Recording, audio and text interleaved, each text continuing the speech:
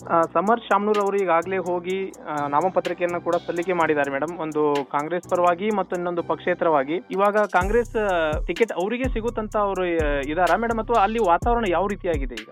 ಹೌದು ಸರ್, ದಕ್ಷಿಣ ಕ್ಷೇತ್ರದಲ್ಲಿ ಅಲ್ಪಸಂಖ್ಯಾತರೇ ಹೆಚ್ಚಿರೋದ್ರಿಂದ ಈ ಬಾರಿ ಒಂದಷ್ಟು ಅಲ್ಪಸಂಖ್ಯಾತರು ಮುಸ್ಲಿಮರು ನಮಗೆ ಬೇಕು, ಈ ಸಲ ಟಿಕೆಟ್ ನಮಗೆ ಸಿಗ್ಬೇಕು ಅನ್ನೋದೊಂದು ಬಿಗಿಪಟ್ಟು ಹಿಡಿದಿದ್ದಾರೆ. ಈ ನಡುವೆ ಕೂಡ ಶಾಮನೂರು ಶಿವಶಂಕರಪ್ಪ ಅವರು ಏನು ಆ ಕ್ಷೇತ್ರವನ್ನ 4 ಬಾರಿ ಪ್ರತಿನಿಧಿಸಿದ್ದಾರೆ. ಇದೇ ಕಾರಣಕ್ಕೋಸ್ಕರ ಇಲ್ಲಿ ಶಾಮನೂರ್ ಅವ್ರ ಫ್ಯಾಮಿಲಿಗೆನೆ ಟಿಕೆಟ್ ಸಿಗುತ್ತೆ ಅನ್ನೋ ಒಂದು ಅಗಾಧ ವಿಶ್ವಾಸ ಕಾರಣಕ್ಕೋಸ್ಕರನೇ ಶಾಮನೂರು ಫ್ಯಾಮಿಲಿಯಿಂದ ಸಮರ್ಥ ಶಾಮನೂರ್ ಅವರನ್ನ ಕಣಕ್ಕಿಳಿಸ್ಲಿಕ್ಕೆ ಅವರ ತಂದೆ ಸಚಿವ ಶಾಮನೂರ್ ಮಲ್ಲಿಕಾರ್ಜುನ್ ಮತ್ತೆ ಅವ್ರ ತಾಯಿ ಸಂಸದೆ ಪ್ರಭಾ ಮಲ್ಲಿಕಾರ್ಜುನ್ ಅವರು ನಿನ್ನೆ ಅವರ ಪುತ್ರ ಸಮರ್ಥ ಅವರಿಂದ ಉಮೇದುವಾರಿಕೆ ಸಲ್ಲಿಸಿದ್ದಾರೆ, ಒಂದು ಕಾಂಗ್ರೆಸ್ನಿಂದ ಮತ್ತೊಂದು ಪಕ್ಷೇತರ ಅಭ್ಯರ್ಥಿಯಾಗಿ. ಈ ನಡುವೆ ಈಗ ಏನಾಗಿದೆ ಅಂದ್ರೆ, ಈ ಮುಸ್ಲಿಮರು ನಮಗೆ ಬೇಕೇ ಬೇಕು ಅನ್ನೋ ಅಲ್ಲಿ ಟಿಕೆಟ್ ನಮಗೆ ಕೊಡಬೇಕು, ಯಾಕೆಂದ್ರೆ ಅಲ್ಲಿ 75,000 ವೋಟರ್ಸ್ ಮುಸ್ಲಿಮರು ಇದ್ದಾರೆ, ಅದಕ್ಕೋಸ್ಕರ ನಮಗೆ ಈ ಸಲ ಟಿಕೆಟ್ ಸಿಗ್ಬೇಕು ಅನ್ನೋದು ಅವ್ರದ್ದು ಬಿಗಿ ಒತ್ತಾಯ ಕೇಳಿ ಬರ್ತಾ ಇದೆ.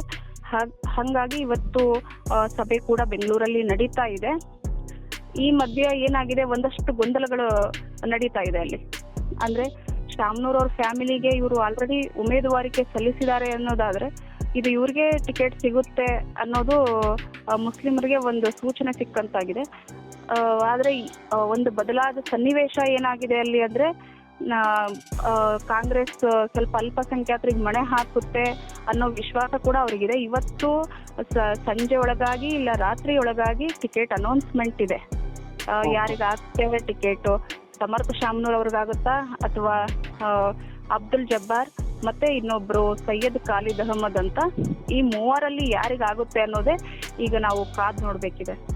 ಓಕೆ ಮೇಡಮ್, ಇವಾಗ ಸಮರ್ಥ ಅವ್ರಿಗೆ ಏನಾದರೂ ಟಿಕೆಟ್ ದೊರೆತಲ್ಲಿ ಅವ್ರಿಗೆ ಏನಾದರೂ ಬಂಡಾಯ ಎದುರಾಗಬಹುದಾ ಅಲ್ಲಿ?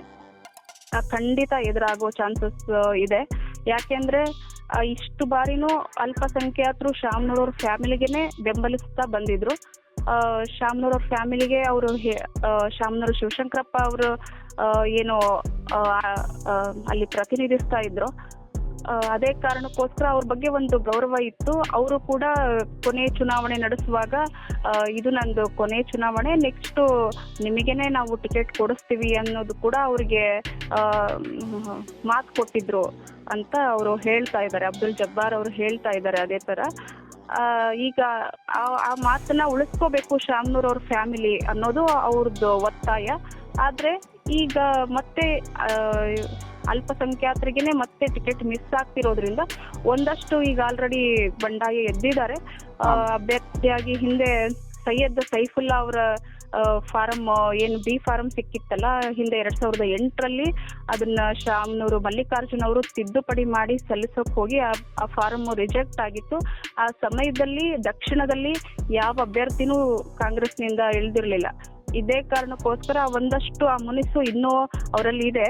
ಈಗ ಅವರ ಪುತ್ರ ಸೈಯದ್ ಖಾಲಿದ್ ಅಹಮದ್ ಅವರು ಕೂಡ ಅವರನ್ನ ಕೂಡ ಅಭ್ಯರ್ಥಿಯಾಗಿ ಮಾಡಬೇಕು, ಈ ಸಲನಾದ್ರೂ ಅವ್ರಿಗೆ ಸಿಗ್ಬೇಕು ಅನ್ನೋದು ಒಂದು ಒತ್ತಾಯ. ಆದ್ರೆ ಇನ್ನೊಂದು ಅಬ್ದುಲ್ ಜಬ್ಬಾರ್ ಅವರು ಈಗ ಆಲ್ರೆಡಿ ವಿಧಾನ ಪರಿಷತ್ ಸದಸ್ಯರು ಕೂಡ ಇದ್ದಾರೆ, ಅವರು ಕೂಡ ನನಗೆ ಟಿಕೆಟ್ ಸಿಗ್ಬೇಕು ಅಂತ ಈಗಾಗಲೇ ಹಲವಾರು ಸಭೆಗಳನ್ನ ಅವ್ರು ಮಾಡಿದ್ದಾರೆ. ಈ 3ರಲ್ಲಿ ಯಾರಿಗೆ ಟಿಕೆಟ್ ಸಿಗುತ್ತೆ ಅನ್ನೋದು ಇವಾಗ ಕಾದ್ ನೋಡ್ಬೇಕಿದೆ. ಆದ್ರೆ ಸಮರ್ಥಗೇನಾದ್ರೂ ಇನ್ ಕೇಸ್ ಟಿಕೆಟ್ ಅನೌನ್ಸ್ಮೆಂಟ್ ಆಯ್ತು ಅಂತ ಹೇಳಂದ್ರೆ ಇವ್ರು ಒಂದಷ್ಟು ಬಂಡಾಯ ಹೇಳೋ ಅಂತ ಎಲ್ಲಾ ಚಾನ್ಸಸ್ ಇದೆ. ಇದು ಕಾಂಗ್ರೆಸ್ಗೆ ಒಂದಷ್ಟು ಹಿನ್ನಡೆ ಆಗಲಿದೆ. ಮೇಡಮ್, ಸಮರ್ಥ ಅವರು ಈ ಉಮೇದುವಾರಿಕೆಯಾಗಿ ನಾಮಪತ್ರಿಕೆ ಸಲ್ಲಿಕೆ ಮಾಡಿದರ ಕುರಿತಾಗಿ ಈಗ ಪಕ್ಷದ ನಾಯಕರು ಏನಾದರೂ ಹೇಳಿಕೆಗಳನ್ನ ನೀಡಿದ್ರ, ಏನಾರ ಪ್ರತಿಕ್ರಿಯೆ ನೀಡಿದ್ರ? ಈ ಬಗ್ಗೆ ಉಪಮುಖ್ಯಮಂತ್ರಿ ಡಿ ಕೆ ಶಿವಕುಮಾರ್ ಅವರು ಅಲ್ಲಿ ಬೆಂಗಳೂರಲ್ಲಿ ತಮಗೆ ಈ ಬಗ್ಗೆ ಗೊತ್ತೇ ಇಲ್ಲ ಅಂತಾನೆ ಅವರು ಹಾರಿಕೆ ಉತ್ತರ ಕೊಟ್ಟಿದ್ದಾರೆ. ಅಷ್ಟು ಬಿಟ್ರೆ ಇನ್ಯಾರು ಉತ್ತರ ಕೊಟ್ಟಿಲ್ಲ. ಇಲ್ಲಿ ಕೂಡ ಇಲ್ಲಿರೋ ಎಲ್ಲ ಕಾಂಗ್ರೆಸ್ನವರು ಕೂಡ ಶಾಮನೂರ್ ಅವ್ರ ಫ್ಯಾಮಿಲಿಯ ಫೇವರ್ ಆಗಿದ್ದಾರೆ. ಒಂದಷ್ಟು ಕೆಲವರನ್ನು ಮಾತ್ರ ಹೊರತುಪಡಿಸಿ, ಅಂದ್ರೆ ಅವರು ಕೆಲವರು ಏನು ಸ್ವಲ್ಪ ವಿರೋಧಿಗಳಿದಾರೋ ಅವ್ರು ಯಾರು ಆ ಬಗ್ಗೆ ಯಾವುದಕ್ಕೂ ಪ್ರತಿಕ್ರಿಯೆ ಕೊಟ್ಟಿಲ್ಲ. ಅದನ್ನ ಹೊರತುಪಡಿಸಿ ಎಲ್ಲ ಶಾಮನೂರ್ ಅವರ ಫ್ಯಾಮಿಲಿ ಪರವಾಗಿರೋರು ತುಂಬಾ ಜನ ಇದ್ದಾರೆ. ಓಕೆ ಮೇಡಮ್, ಇವಾಗ ಬಿಜೆಪಿದು ಈಗಾಗಲೇ ಟಿಕೆಟ್ ಘೋಷಣೆ ಆಗಿದ್ದು ಅವರ ಒಂದು ತಯಾರಿ ಯಾವ ರೀತಿಯಾಗಿ ನಡೀತಾ ಇದೆ ಮೇಡಮ್ ಇವಾಗ ದಾವಣಗೆರೆಯಲ್ಲಿ? ಬಿಜೆಪಿ ಅಭ್ಯರ್ಥಿಯಾಗಿ ಶ್ರೀನಿವಾಸ್ ದಾಸ್ ಕರಿಯಪ್ಪ ಅವರಿಗೆ ಟಿಕೆಟ್ ಅನೌನ್ಸ್ಮೆಂಟ್ ಆಗಿದೆ. ಅವರು ಕೂಡ ಇವಾಗ ಬಿಜೆಪಿಯವರು ದಕ್ಷಿಣನ ಶತಾಯಗತಾಯ ತಾವು ವಶಪಡಿಸ್ಕೊಳ್ಳೇಬೇಕು ಅಂತಾನೆ ಈ ಸಲ ಬಣ ರಾಜಕೀಯಕ್ಕೂ ಒಂದು ಗುಡ್ ಬೈ ಹೇಳಿ ಒಂದಾಗಿದ್ದಾರೆ.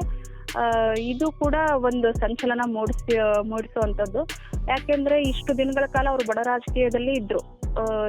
ಸಿದ್ದೇಶ್ವರದೊಂದು ಬಣ ಮತ್ತೆ ರೇಣುಕಾಚಾರ್ಯ ಅವರ ಒಂದು ಬಣ ಅಂತ ಹೇಳಿ. ಆದ್ರೆ ಈ ಯಾವಾಗ ಟಿಕೆಟ್ ಅನೌನ್ಸ್ಮೆಂಟ್ ಆಗೋ ಕಾಲ ಸನ್ನಿಹಿತವಾಗಿತ್ತು, ಅವಾಗೆಲ್ಲ ಬಣ ರಾಜಕೀಯಕ್ಕೂ ಕೂಡ ಅವರು ಗುಡ್ ಬೈ ಹೇಳಿ ಯಾರನ್ನೇ ಬಣದಲ್ಲಿ ಅವರಾಗ್ಲಿ ಇವರಾಗ್ಲಿ ಯಾರನ್ನೇ ಹೈಕಮಾಂಡ್ ಅವರು ಟಿಕೆಟ್ ಕೊಡುತ್ತೋ ಯಾರಿಗೆ ಕೊಟ್ಟರು ಕೂಡ ನಾವು ಅವ್ರ ಪರವಾಗಿ ಕೆಲಸ ಮಾಡ್ತೀವಿ ಅಂತಾನೆ ಅವರು ಹೇಳಿದ್ರು. ಬಟ್ ಅದೇ ಮಾತಿನ ಪ್ರಕಾರ ಕೂಡ ಅವರು ನಡ್ಕೋತಿದ್ದಾರೆ. ನಿನ್ನೆ ಕೂಡ ಒಂದು ಸಭೆಯಲ್ಲಿ ಅವರು ಮತ್ತೊಮ್ಮೆ ಒಂದೇ ವೇದಿಕೆ ಹಂಚಿಕೊಳ್ಳೋ ಮೂಲಕ ಸಿದ್ದೇಶ್ವರ್ ಮತ್ತೆ ರೇಣುಕಾಚಾರ್ಯ ಒಗ್ಗಟ್ಟು ಪ್ರದರ್ಶನ ಮಾಡಿದ್ದಾರೆ, ಅಭ್ಯರ್ಥಿ ಪರವಾಗಿ ನಿಂತಿದ್ದಾರೆ. ಈಗ ಇವತ್ತು ಕೂಡ ಮಠಗಳ ರನ್ ಸ್ಟಾರ್ಟ್ ಮಾಡ್ಕೊಂಡಿದ್ದಾರೆ. ಕನಕಗುರು ಪೀಠದ ಹರಿಹರದ ಬೆಳ್ಳೊಡಿಯ ಕನಕಗುರು ಪೀಠಕ್ಕೆ ಹೋಗಿ ನಿರಂಜನಾನಂದ ಸ್ವಾಮೀಜಿ ಅವ್ರ ಕಡೆ ಆಶೀರ್ವಾದ ತಗೊಂಡು ಬಂದಿದ್ದಾರೆ. ಅಂದ್ರೆ ಆ ಸಮುದಾಯದ ಓಟ್ಗಳಿಗೋಸ್ಕರ ಅವರು ಮಠಕ್ಕೆ ಹೋಗಿದ್ದಾರೆ. ಅಂಡ್ ಇಲ್ಲಿ ವಿರಕ್ತ ಮಠ ಅಂದ್ರೆ ಬಸವಪ್ರಭು ಸ್ವಾಮೀಜಿ ಅವ್ರ ಕಡೆನೂ ಹೋಗ್ಬಿಟ್ಟು ಆಶೀರ್ವಾದ ತಗೊಂಡು ಲಿಂಗಾಯತ ಮತಗಳನ್ನು ಕೂಡ ಕ್ರೋಢೀಕರಿಸಲಿಕ್ಕೆ ಅವರು ಮುಂದಾಗಿದ್ದಾರೆ. ಓಕೆ ಮೇಡಮ್, ದಾವಣಗೆರೆ ವಿಧಾನಸಭಾ ಕ್ಷೇತ್ರದ ಮತ್ತಷ್ಟು ಮಾಹಿತಿಗಳನ್ನ ನಮ್ಮ ವೀಕ್ಷಕರಿಗೆ ನಾವು ನೀಡುತ್ತಾ ಹೋಗೋಣ ಮೇಡಮ್. ಮತ್ತೇನಾದ್ರೂ ಮಾಹಿತಿ ಬೇಕಾದಲ್ಲಿ ನಾನು ನಿಮ್ಗೆ ಖಂಡಿತ ಸಂಪರ್ಕಿಸ್ತೀನಿ.